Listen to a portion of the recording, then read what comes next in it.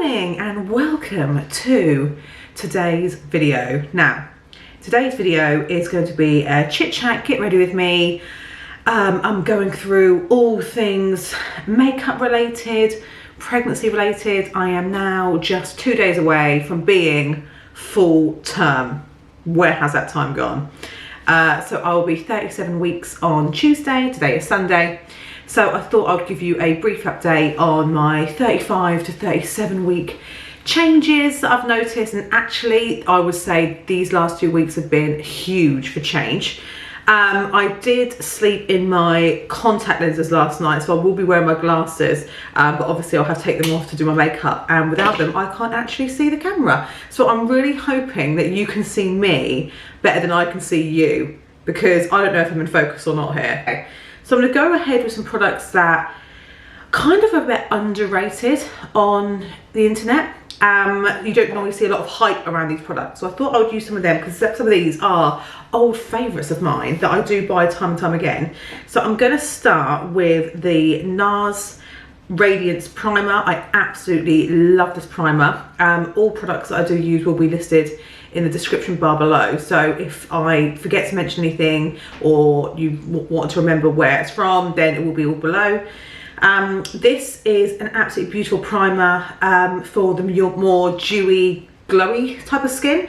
I do have the matte version as well, the Pore and Shine Control Primer. I find this a little too matte on my skin. I do prefer a more dewy finish. However, if you like a matte finish or you like a pore filling primer, I would say this is much better than the Benefit Professional in my opinion. Okay, so let's get this on the road. So I am almost 37 weeks pregnant, and as of the last 2 weeks, when I last saw you, I think I'd done a 30 to 34 week update.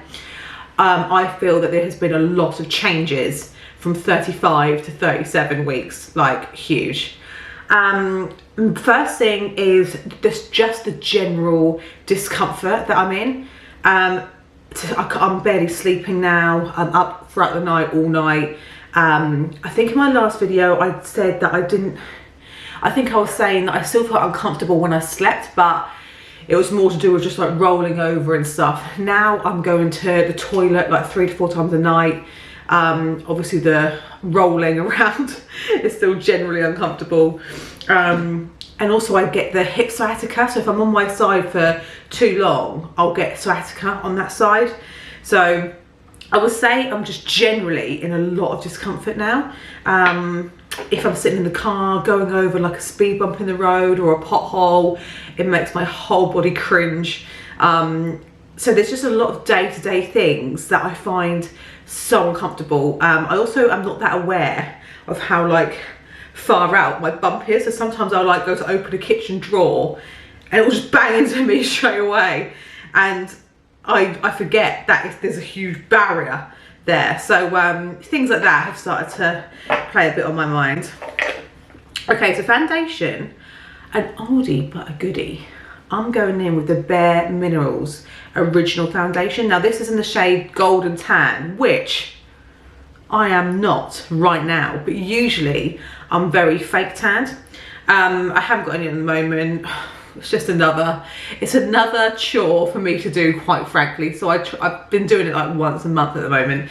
But as I'm wearing a bit of a high neck today, I'll be using this foundation, but be warned, when I first put it on, it will look nothing remotely like my skin colour, but just trust the process, okay? Because I will be applying this in sort of like a contour type motion. So I'll be doing my neck, cheekbones, forehead, and then to do my jaw and under eye, I will be going in with the MAC Mineralized Medium Skin Finish. This is just sort of like a more fair powder that I'll just do under my eyes. So I am using all powders today for my base. I like to apply the Bare Minerals with a really thick kabuki brush to really pack it in there. You'll see what I mean. This is such an underrated foundation, by the way. I absolutely love Bare Minerals. Bear in mind as well, I used to have really oily skin. You tap it off.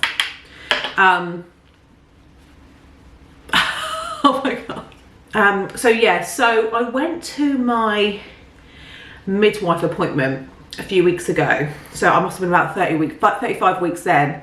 And that's when they told me the baby is still breached. But they said around 35 weeks, a lot of babies could still be breached anyway. So it wasn't really a problem. And they thought the baby would probably move. And then last week when I'd hit 36 weeks, I went for a scan and they were like, hun, this baby ain't moving. It is like a cocoon like this. So basically the way the baby is laying is its spine is on my like stomach here. So it's like a full mushroom like this. And this, I've got to say, it was probably the best scan with the best like sonographer lady that I've ever had, because she was so informative and so just nice about the whole thing. Sometimes you can get people that are a little bit like in and out, like, yeah, baby looks fine, great, whatever. It can be a little bit like that. But this lady was just took her time. She was chatting to me for absolutely ages. And she was saying like exactly the baby's position. She said that the baby was practicing like its breathing and stuff, and showing me like its lungs going in and out. And then she was saying how it's got like loads of hair on the back of its head and stuff.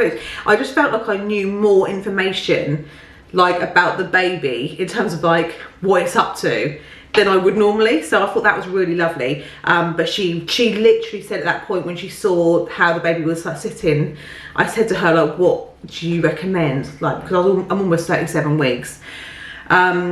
And she looked at my notes and everything, and the baby is measuring on the 97th centile. Now, I don't know an awful lot about centiles, and I have been told by a lot of pregnant ladies and ladies that have had babies to ignore this whole thing, which I know is I know isn't something that you don't want to ignore medical advice by professionals, but I have heard they get it so wrong, like so wrong. So I have been told to literally disregard what they're telling me, because the baby as it stands apparently weighs 7 pounds 9 ounces, and I still have 3 weeks to go. And I don't see myself walking out with a 9-pounder. I mean, if it is a 9-pounder, I don't see me walking anywhere. Someone did explain to me what centile means. I think, don't quote me on this, I could be completely and utterly wrong, so do not take what I'm saying as gospel. But out of 100 babies, mine would be the 97th biggest, 1 being the smallest. So 100 being the biggest, 1 being the smallest, mine's number 97. So technically there's like 3 babies bigger than mine. That's kind of, I think, how they work it out. So because the baby's really large and it's breached, when it's so large, they don't want you to go full term anyway. So she was like, look, we don't really want you to go full term anyway. You're already breached, and on top of that, guess who has another water infection? So I had to give a urine sample, and straight away they were like, oh, you're harbouring another infection. And what they're worried about is the infection, because the baby's laying against my kidneys. My kidneys aren't draining properly. So they said because of that, they don't want my kidneys to become infected and then the infection to become sepsis. And then obviously that just causes huge complications for me, for the baby. And then they would need me to they'd need to give me an immediate emergency C-section anyway at that point. So all that in mind, they literally said like, look, all these factors, there's not really much point us trying to move the baby, because there's only a 50% success rate, I hear. There's a few things that I can do at home to encourage the baby to move, like certain, like, I guess like yoga style positions and things like that, to try and encourage it to move around, which I'll be doing. But they just said like, it looks pretty snug in there, and if it's that big, it's probably not got a lot of room to move. See how well this side is all coming together now. It doesn't look so scary now, does it? I always feel like my foundation when I first put it on looks super Donald Trump-like until I blend it all in, and it's like, okay, she doesn't look that bad now. So as of my appointment last week, they told me that they recommend me having a C-section. And I was actually quite surprised, because I know a lot of the doctors and the hospitals are quite pro vaginal delivery. But they didn't really seem to fight it, and they didn't really encourage me to have it moved either. They were just like, look, all these factors considered, it's probably going to be the best option for you. And I was like, fine by me.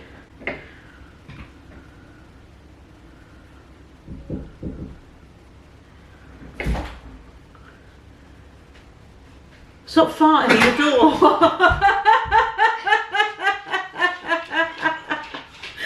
I literally hear you farting by the door. You're so annoying. People Did you try not to laugh? People think it's me. I can't even get it out if I'm in the middle of talking. Did you try not to laugh? When I first heard it, I was like, what was that? And then I heard it again. I was like, he's so annoying. I was trying to get one of my cheeks as closest to the door. John was looking at me thinking, what the fuck are you doing? Oh, that was so annoying, honestly. I was like that. Honestly, I really wanted to shout at you. I'm like, don't do that. You're so annoying. Okay, I'm gonna move on to eyebrows now. I'm gonna use the good old trusty Precisely My Brow pencil by Benefit.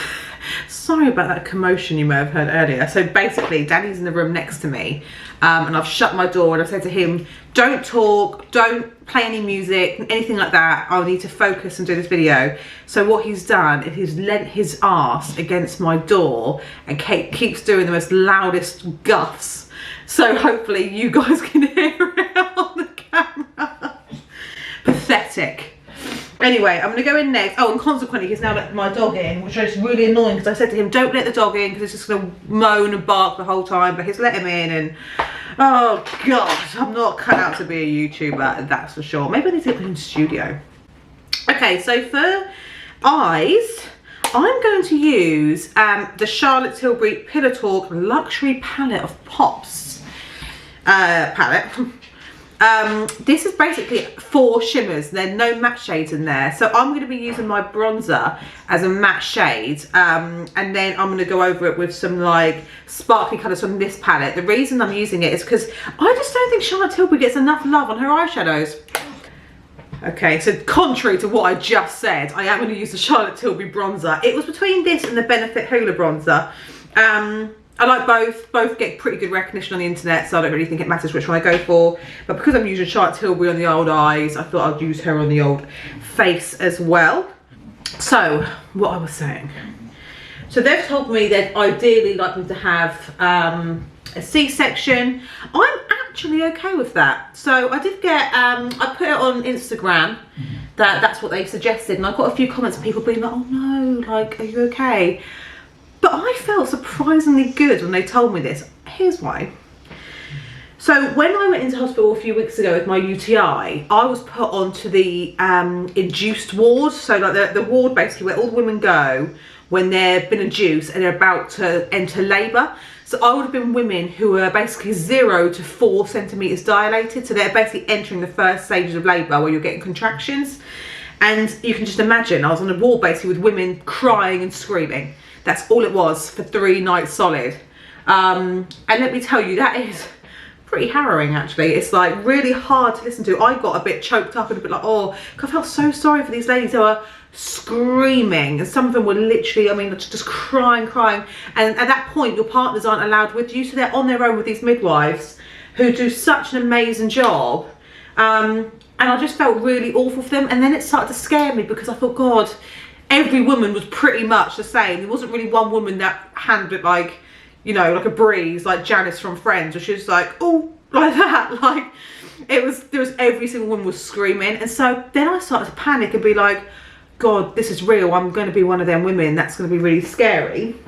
So I spoke to my mum and I said, you know, woman to woman, Jax, what's it like? And she was like, it's fucking horrible. It's horrible. Obviously, she gave birth to me almost 30 years ago, so times have changed since then. But she said, actually, before I go ahead with this, I'm wondering if she would mind me telling the story. No, she won't mind. She knows it's all for YouTube. She wants her daughter to be an internet sensation. She won't care. She said to me, I said to her, look, when they told me about the C-section thing, and she said, Hannah, there is nothing natural and like zen about birth. I know nowadays you can do hypnobirthing and you can make it as pleasant as possible if you're one of those people.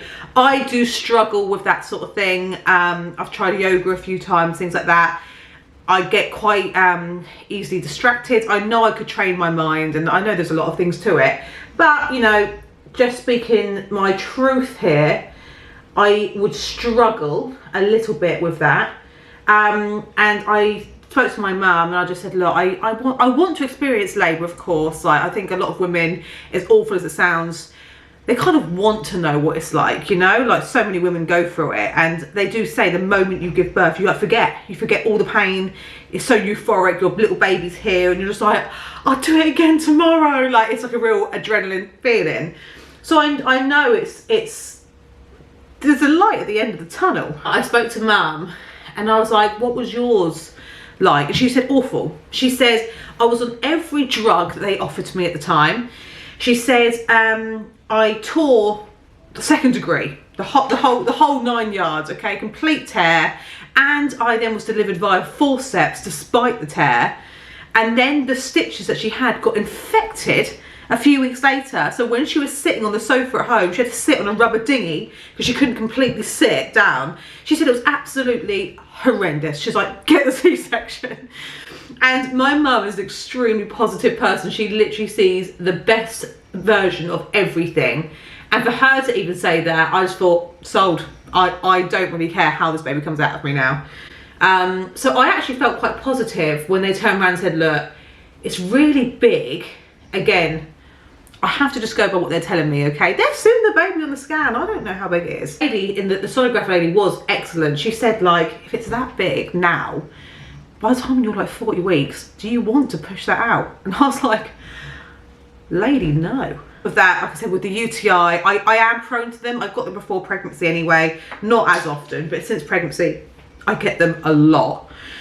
And so part of me now just thinks, you know, I don't want to put myself through any more sets of antibiotics, so that can't be good. Like I am trying to stay off relative like medicine being pregnant. Even like paracetamol, I'll take it at absolute last minute. So this is now about to be my 2nd lot of antibiotics in the last 2 weeks. Strong antibiotics too, and I just think I just want to keep being on antibiotics, keep being on these IV drips, these infections. I've got 3 weeks left. The baby will be fine.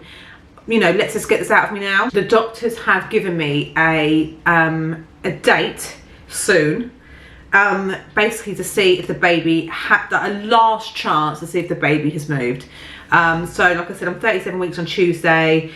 They've given me another week to basically see if at any last minute the baby has moved, because obviously it can happen at any time. If it has, then I will have my C-section cancelled and they'll induce me, so the baby will just come out. But if it hasn't, they'll book me in for a C-section within 3 days of that scan. So I now have pretty much a date that I know is going to be here one way or the other, whether it's induction or C-section. At the moment, I've got a C-section provisionally booked, but they can't completely like give you the date and time, because obviously a lot of women need emergency C-sections. So at the moment, it's like, we think it's going to be this day, you know, keep it free. But they've said, you know, it might be like a day after or something like that, if obviously there's emergency C-sections going on. But that's kind of the day they've given me now. So I actually walked away feeling quite relieved, because I have a day in my head. I have a time, well, not a time, but I have a date that I'm working towards. Because even though they give you your due date, obviously, you know, women can go way over or way under their due date. So it's always a little bit like here and there. But yeah, I walked away feeling quite happy about that. So as it stands, no, it's not for definite that I'm having a C-section, but the chances are high. So mascara, I'm not here to take chances on, okay? Normally, some people, you know, try new mascaras. I always use the Benefit Bad Gal Bang mascara.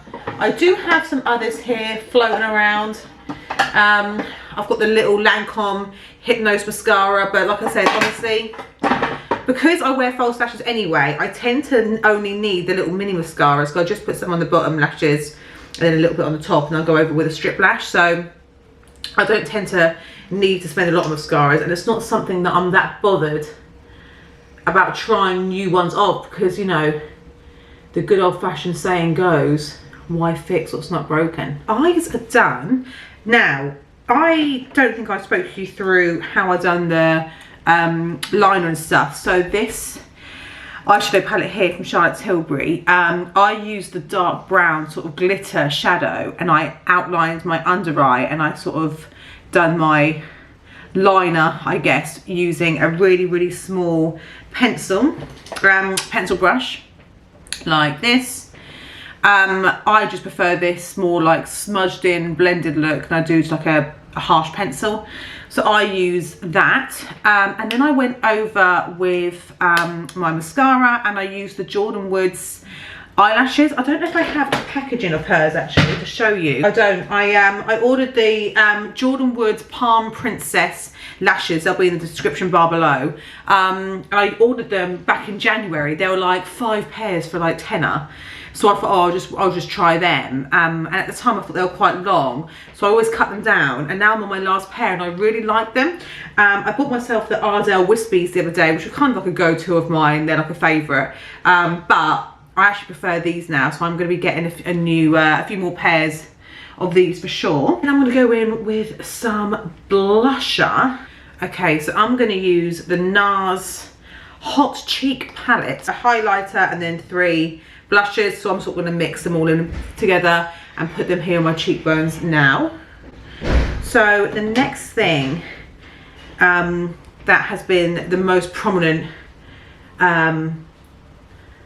sort of symptom, I guess you could say, in the last few weeks of my pregnancy, and let me tell you, I'm glad it was the last few weeks, because the midwives wondered if I had gestational diabetes, and that basically means that the insulin is working differently how it should, and that's why your baby is growing really big. And because, like I said, I'm now on the 97th centile, they're thinking maybe you've got diabetes, and that's why the baby's getting really big. I thankfully didn't have it, but I have heard that if you do have it, it's really hard, because your diet has to be super clean, like until you give birth, basically. A girl actually messaged me that I went to school with, and she said that she had it at like 28 weeks, so like halfway through the pregnancy, and she ended up losing weight.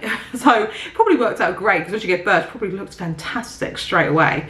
But you have to eat so clean so well, and I have not been doing that really in pregnancy. I mean, I generally eat well anyway, but like my snacks have become very regular. Okay, so lastly, I'm gonna go with lips. I'm going to use my Charlotte Tilbury lip liner. Now, I haven't really got a lip liner here that I don't normally wear. I only really go between 2 lip liners ever, and that is my MAC Strip Down or my Charlotte Tilbury Hot Gossip lip liner. So I never really go between anything else, because they're just the colours that I love. So I'm going to go in with that, and I'm going to go in with a lip gloss that I bought for Halloween. This is the Makeup Revolution. I don't even know what colour it is. I remember just picking it up because I needed a really sparkly lip gloss for one of the looks that I'd done. And I needed it like cheap, quick, because I thought I'm probably not going to use it again after Halloween. And actually I really like the colour of this, and it's got a nice little sparkle, and I'm wearing pink today, and I just thought, let's go with the girly vibes. So I would say as well, something that I've noticed in the last, I noticed it a few weeks ago, but I didn't really think too much of it, because me and my friend were texting about it, and now I've started to notice it a lot. I get a lot of lines in my neck, and I'm starting to get a lot of skin tags in them. Gross, I know. But they're really, really tiny, and you can literally pick them off. I've been exfoliating them off in the shower when I'm like doing my skincare and stuff. And I looked online, and they said it's just it's because of surging of hormones from the pregnancy. It's causing skin tags to form in areas that have creases. So obviously if I'm like this and I'm on my phone, you'll naturally, like, and I'm looking on my phone like this, you'll naturally get the lines, and that's where they're starting to form. So that's great, because I just feel like, oh good, so I'm getting warts as well now. But apparently they stop and they come off the moment you aren't pregnant anymore anyway. But that's been one that I haven't expected to get, and yet here I am dealing with the consequences.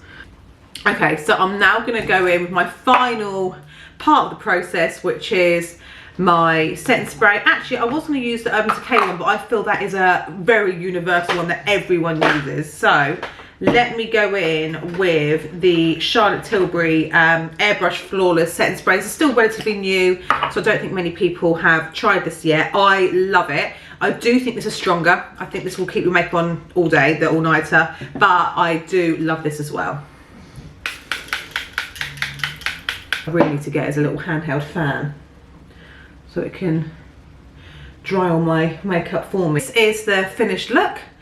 I hope you like it. It was actually quite quick, but it ended up being a pretty good result, if I don't say so myself. So I will be listing all the products in the description bar below, so do check them out if you like any of them, and I will see you in my next one. Bye.